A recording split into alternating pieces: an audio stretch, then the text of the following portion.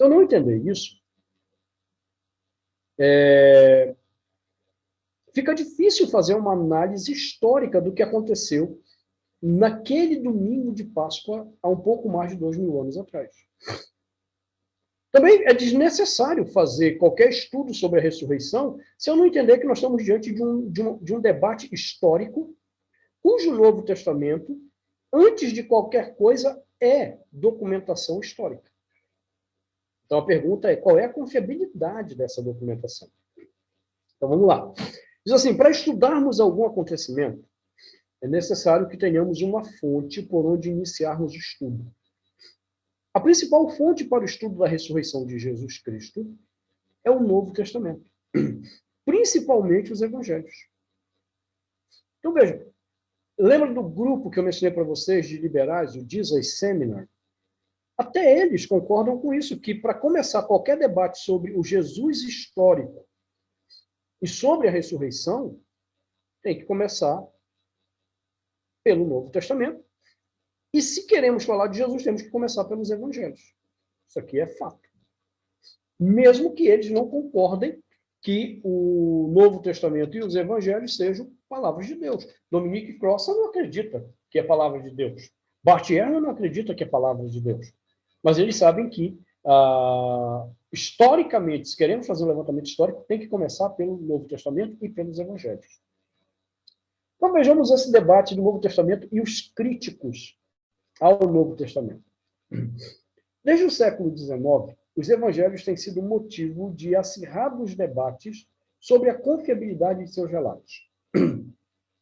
A primeira tentativa de desacreditá-los foi a de atacar a datação de seus originais em relação aos eventos descritos. Vários críticos procuraram provar que os manuscritos originais do Novo Testamento datavam do 2º século depois de Cristo, quando realmente teriam sido escritos.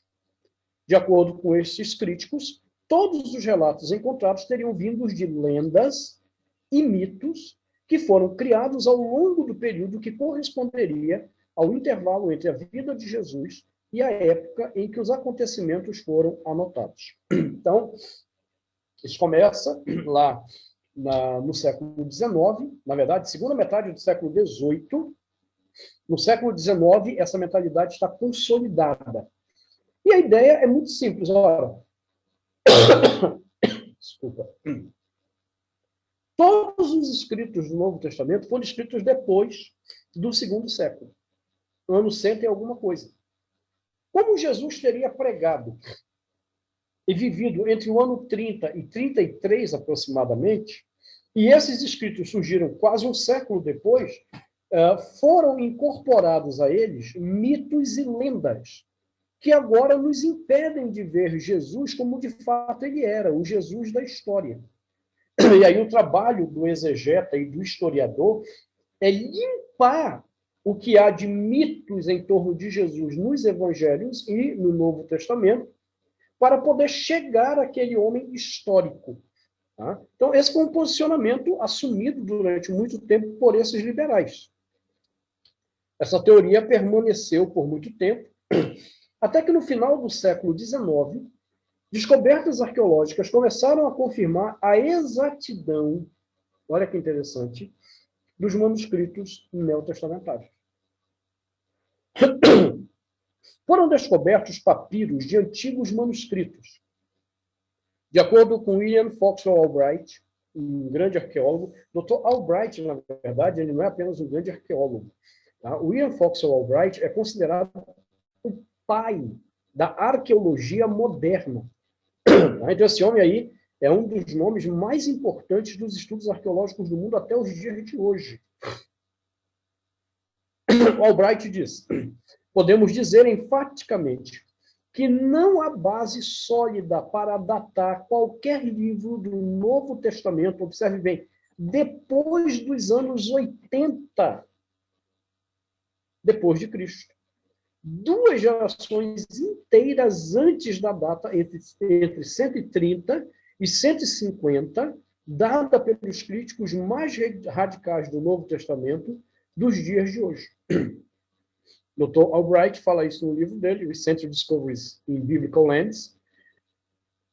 ou descobertas recentes nas terras bíblicas.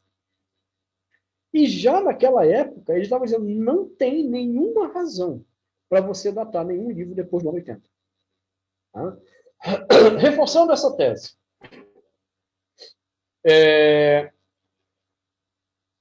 No documentário Testemunho Ocular de Jesus, que eu já vi que vocês compartilharam no grupo, e muito obrigado a todos os irmãos que estão fazendo essa pesquisa e estão colocando no grupo para facilitar o trabalho dos demais, vocês vão ver que a tese do Dr. Carsten Tiede, ela foi além.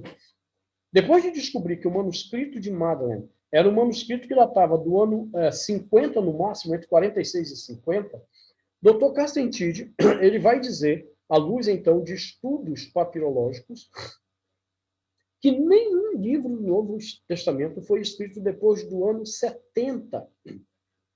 Albright estava falando de 80, mas novos trabalhos estão dizendo que não passa do ano 70, até o Apocalipse. Esse é um ponto que eu vou mostrar no curso da semana que vem, que nós não podemos datar o Apocalipse depois do ano 70. É um equívoco muito grande. Dizer que ele foi escrito no final, ali entre o ano 90 e 95, na perseguição de Domiciano, é um equívoco grosseiro hoje, quando nós olhamos para o debate manuscritológico.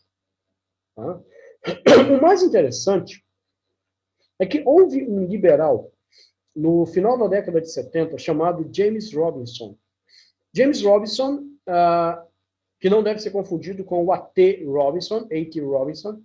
O James Robinson, ele escreveu um livro no final da década de 70 que provocou um grande alvoroço no mundo todo, chamado The Redating of the New Testament Text, redatando o texto do Novo Testamento.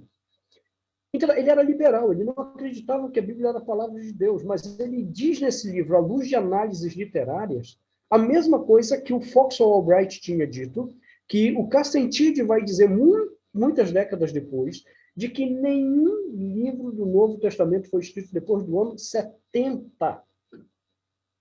Ok? Esse é um outro assunto bem interessante, mas que, infelizmente, nós não temos tempo para debater, nem eu tenho tempo para te explicar esse debate.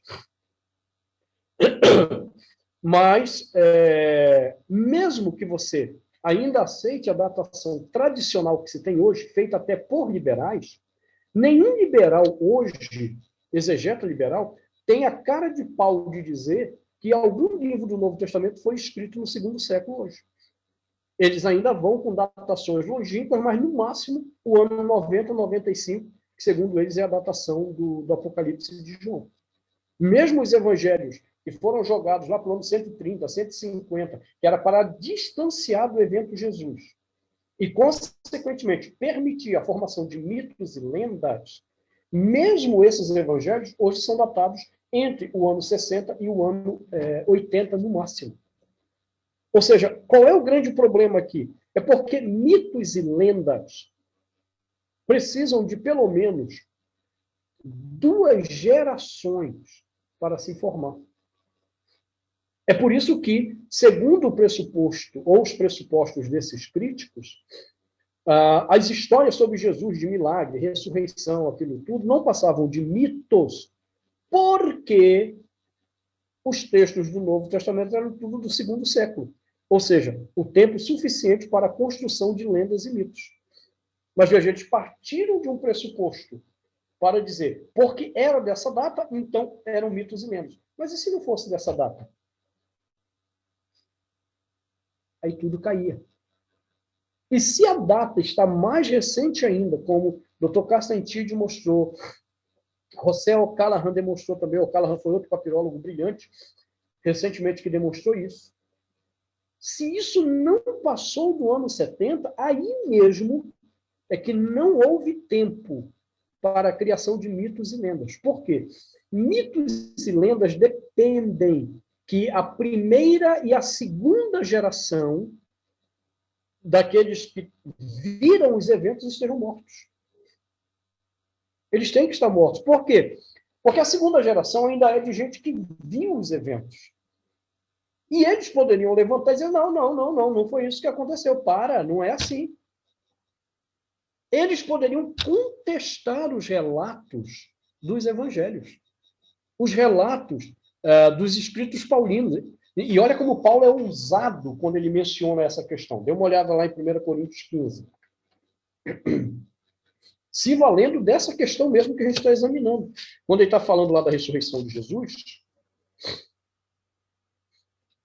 capítulo 15, versículo 3, ele diz, veja, eu não estou lendo Paulo como palavra de Deus aqui nesse momento, ok? Eu estou lendo Paulo como um documento histórico.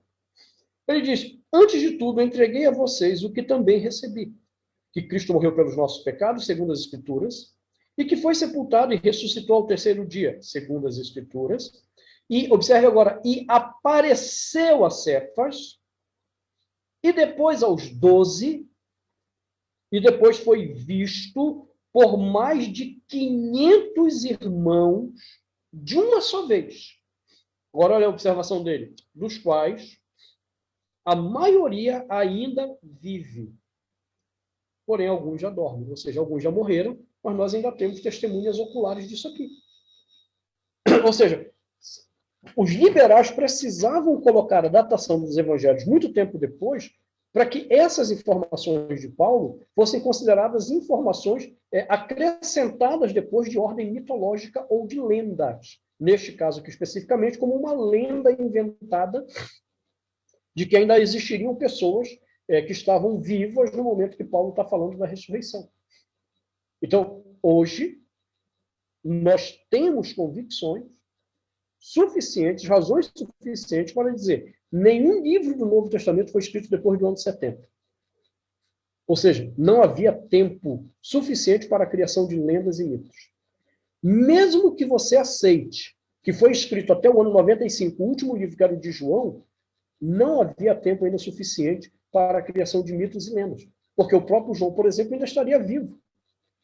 E mitos e lendas se alimentam da ausência da primeira e da segunda geração, porque já não há quem possa contestar as informações que são colocadas, porque não há testemunho ocular. Então, o testemunho ocular ele vai embora.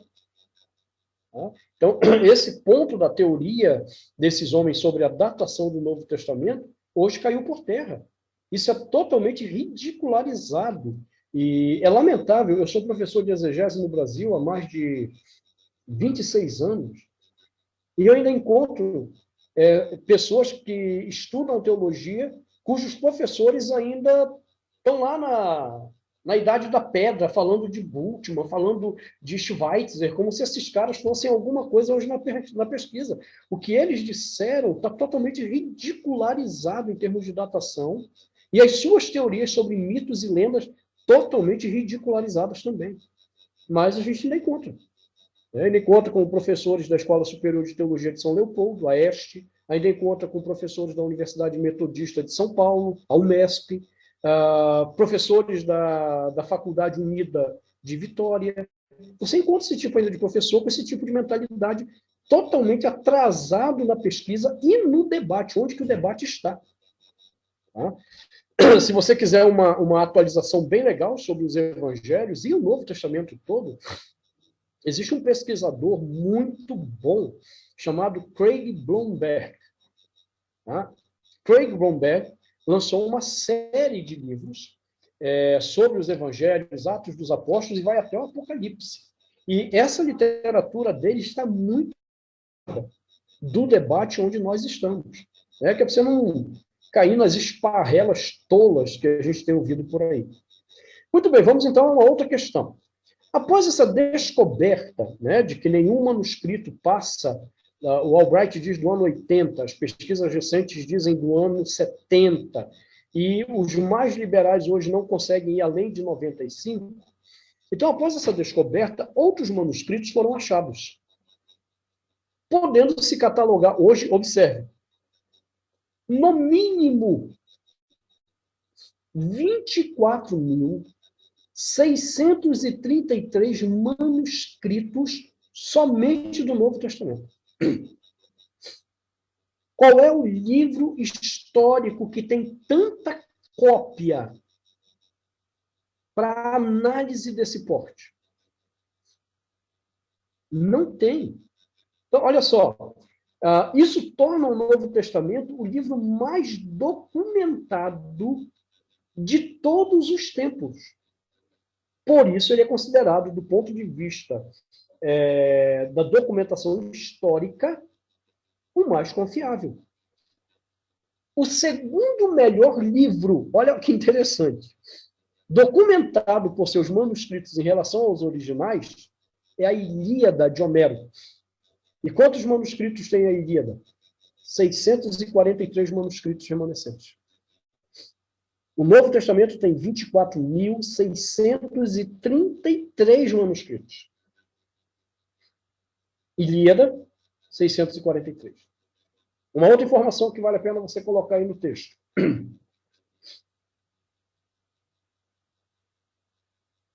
O Novo Testamento, os seus manuscritos mais recentes datam de aproximadamente 30 anos no máximo entre o evento Jesus e o manuscrito original, no máximo. Por que eu estou falando do máximo? Porque o documento que Cassentide pegou do papiro de Madeleine, ele já estava no ano 50 no Egito, o que mostra que o original foi escrito paralelamente ao evento Jesus. À medida que o evento Jesus estava acontecendo, Mateus estaria escrevendo já o Evangelho. Então, quando eu pego o manuscrito, né, do original, eu posso pegar aí 30 anos, 40 anos no máximo, entre o manuscrito original e a cópia dele. E na Ilíada, são mais de 400 anos de diferença entre o original e a cópia mais antiga de Ilíada. Então, isso demonstra que, do ponto de vista documental, o Novo Testamento é muito mais confiável, soberbamente mais confiável, sobrepujantemente mais confiável que qualquer outro manuscrito. Eu lembro quando eu estava estudando isso aqui, eu disse assim, rapaz, se nós acreditamos que Ilíada e tantos outros manuscritos antigos têm algum valor, por que nós temos problema com o Novo Testamento? É o nosso preconceito religioso, só isso. É como disse aquele professor budista de história lá, da Uniararas, né, sobre esse preconceito que a gente tem. O cara, a Bíblia é a palavra de Deus. Tá, não acredite. Você não precisa acreditar que é a palavra de Deus. Mas não seja desonesto a ponto de dizer que não é o texto mais confiável para análise no mundo que nós temos. É essa desonestidade intelectual que me impressiona. Né? Muito bem. Ainda sobre isso, a gente tem que lembrar o que eu estava dizendo aqui, o curto período de tempo que há entre as narrativas do Novo Testamento e o evento histórico em si.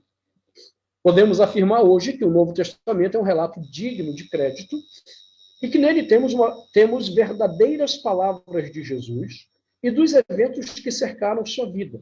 Não há tempo de debatermos isso também aqui, mas quando Bultmann, por exemplo, falou que Jesus não tinha dito nada do que está nos evangelhos, que aquilo foi invenção da igreja primitiva, um outro homem da mesma linha de análise bultmanniana, chamado Joachim Jeremias, né, conhecido mais assim como Joaquim Jeremias, mas ele era um alemão, Joachim Jeremias, é a pronúncia do nome dele em alemão. Ele fez um estudo detalhado sobre essa questão das palavras de Jesus. E esse estudo dele demonstrou, por meios históricos e à luz de manuscritos, que sim, aquelas palavras que estão no Novo Testamento, de fato, foram palavras de Jesus. Aquilo não foi invenção da igreja primitiva. E o Jeremias, né, o Jeremias, ele publicou um outro livro depois chamado Palavras Desconhecidas de Jesus, onde ele aplica essa metodologia a textos que não estão no Novo Testamento e que mencionavam palavras de Jesus, e ele consegue ver o que eram palavras inventadas, o que eram palavras originais, e as palavras originais de Jesus que não estão no Novo Testamento, mas estão em outros tipos de manuscritos ou textos, confirmavam as palavras do Novo Testamento. Ou seja, desmontando a tese bultmanniana, né, de que não havia nem palavras dignas de confiança. Só para você entender uma curiosidade, você já deve ter visto Bíblias que trazem as palavras de Jesus em vermelho. Essas Bíblias surgiram como uma resposta prática a esse ataque liberal, para dizer, isso aqui sim foram palavras que Jesus disse. E eles destacaram em vermelho como um protesto ao ataque liberal. Continuando, uma das razões para afirmarmos isto é que a descoberta dos manuscritos e a pesquisa histórica mostram-nos que o elemento tempo entre os eventos da vida de Cristo e o registro deles não foi suficiente para afetar sua exatidão. Já comentei isso com vocês. O Dr. Albright afirma que o período de tempo é muito pequeno para permitir qualquer alteração apreciável, seja do aspecto essencial, quanto do próprio teor específico das palavras de Jesus. No livro dele, From the Stone Age to Christianity, né, da Idade das Pedras ao Cristianismo. Terceira questão, além do Novo Testamento ter sido escrito num período próximo, ter documentação suficiente, nós temos o problema das testemunhas. Outra razão para crermos nos registros do Novo Testamento sobre Cristo é que eles foram escritos por pessoas que testemunharam aos eventos ou a partir de testemunhas. Então, para termos noção, basta lermos Lucas 1, capítulo 1, versículos 1 a 3, Atos 1, de 1 a 3 e 2 Pedro 1, 16. Apenas para a gente ganhar tempo, em todos esses textos eles vão falar de testemunhas oculares. Pessoas que viram o evento Jesus e que estavam vivas ali, que podiam ser entrevistadas sobre o que havia acontecido. Né? O de Lucas, para mim, é então bem mais detalhado, na Lucas 1, versículos 1 a 4, na verdade, em que ele diz: visto que muitos já empreenderam uma narração coordenada dos fatos que entre nós se realizaram, conforme nos transmitiram os que desde o princípio foram deles, observe, testemunhas oculares, por meio de quem que Lucas soube dos eventos de Jesus? Testemunhas oculares. Só isso? Não. E ministros do Evangelho, ministros da palavra. Igualmente a mim me pareceu bem, depois de cuidadosa investigação de tudo, desde sua origem, dar-lhe por escrito, excelentíssimo Teófilo, uma exposição em ordem, para que você tenha plena certeza das verdades em que foi instruído. Ou seja, ele conversou com testemunhas oculares, ele conversou com pregadores da palavra, e ele ainda fez uma investigação dos dados, das fontes, das informações, para organizar um testemunho a respeito de Jesus, que conferisse com os fatos históricos. Eles têm essa pretensão.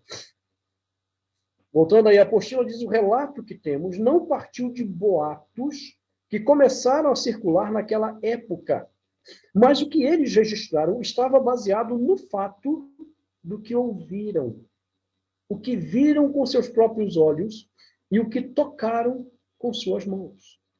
Jesus, após a ressurreição, apareceu imediatamente a Maria Madalena e a outra Maria, conforme relata Mateus.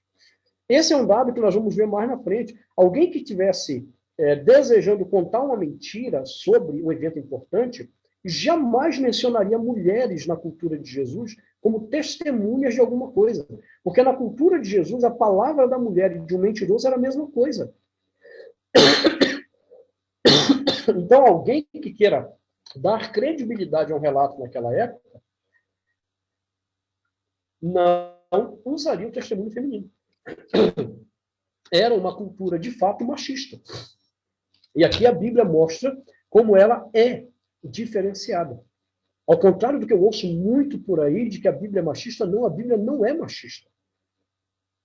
Se ela fosse, mulheres não seriam consideradas em nenhum momento do ministério de Jesus e muito menos na ressurreição dele. Jesus, após a ressurreição, apareceu então imediatamente a Maria Madalena, a outra Maria, conforme relata Mateus, e ele também conta de uma forma resumida a aparição de Cristo aos 11 discípulos. Em Lucas encontramos o relato da aparição de Jesus aos 2 homens no caminho de Emaús.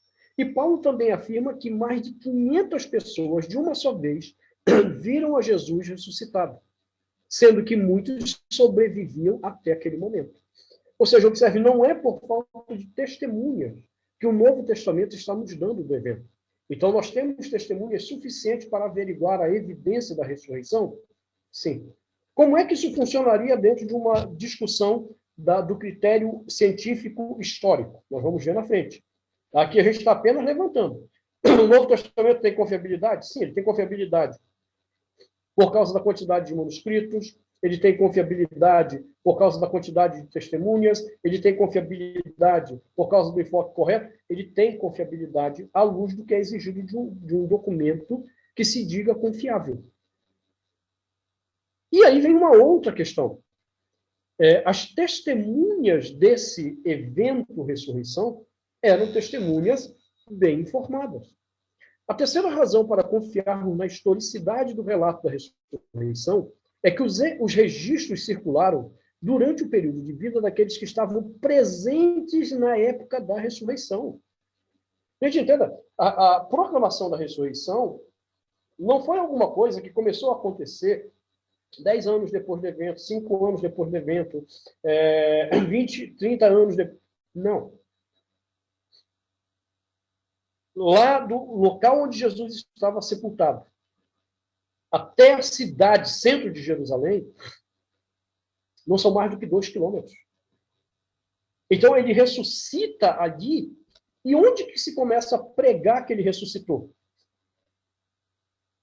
Não foi lá na Índia, como o outro maluco escreveu, Jesus viveu na Índia. Eles não foram lá para a Índia, para onde Jesus ressuscitou. Eles não foram para o Ocidente, lá em Roma, Jesus ressuscitou. Não, eles saíram de lá e foram para dentro de Jerusalém. Dizer, ele ressuscitou. Ai, que loucura! E com que tempo? Ele ressuscita no domingo. E imediatamente eles começam a proclamar. É verdade, eles esperam 40 dias da descida do Espírito Santo, mas eles já estavam proclamando. Então, veja, não foi um tempo longo que eles esperaram para começar a contar uma história da carochinha. Então, esses relatos deles poderiam ter sido confirmados. E um último ponto aí, né, para essa noite, pelo menos, as testemunhas da ressurreição de Jesus também foram testemunhas hostis, que não queriam que essa história, de fato, fosse proclamada. Os relatos sobre a vida e os ensinamentos de Cristo circularam em uma época em que existiam pessoas esclarecidas e que eram totalmente hostis ao movimento do cristianismo. Não eram pessoas que diziam, não, nós estamos esperando o Messias, a gente acredita nisso. Não, eles eram hostis. Se tudo que circulava a respeito de Jesus fosse mentira, estes inimigos do cristianismo teriam desmentido e trazido à tona a grande farsa. A pergunta é, cadê essa documentação que mostra que é uma farsa? Tirando alguns filmes ridículos de Hollywood, que tentam dizer que foi uma farsa, você tem que lembrar que esses filmes não são baseados em nenhum documento. Por quê? Porque não existe nenhum documento, mesmo das testemunhas hostis, mesmo daqueles que rejeitavam o cristianismo, dizendo que tinha sido uma farsa. O teólogo Stan Gundry pergunta, olha a pergunta do Gundry, que interessante. Seria possível que eles tivessem permitido falsos testemunhos passarem como fatos a respeito da vida de Jesus, a qual eles conheciam tão bem? O cristianismo teria se permitido cair no ridículo se tivesse inventado tais histórias para se perpetuar? Essa foi uma tese apresentada pelo Dr. Gundry no Departamento de Línguas e Literaturas do Novo Testamento do seminário Talbot, em 63. Então, voltando lá à confiabilidade, né, que é o primeiro ponto, as minhas evidências estão ou são amparadas por fontes seguras? Sim. Nós podemos dizer que o Novo Testamento, enquanto uma fonte, é uma fonte segura. Os eventos que eles narram, ou os livros, são de uma datação próxima ao evento. Os manuscritos são a exaustão para uma análise detalhada se houve alguma tentativa de corrupção da narrativa. As testemunhas que são levantadas são diversificadas, incluindo mulheres que seriam preteridas no testemunho, e também testemunhas hostis estariam presentes, que poderiam ter desmontado essa farsa. Então, tudo isso tem que ser levado em consideração na hora que a gente começa a montar as evidências do que aconteceu naquele domingo de Páscoa há um pouco mais de 2000 anos atrás. Então, amanhã eu quero continuar examinando isso aqui e começarmos a ver o processo que o Novo Testamento diz que foi adotado com Jesus.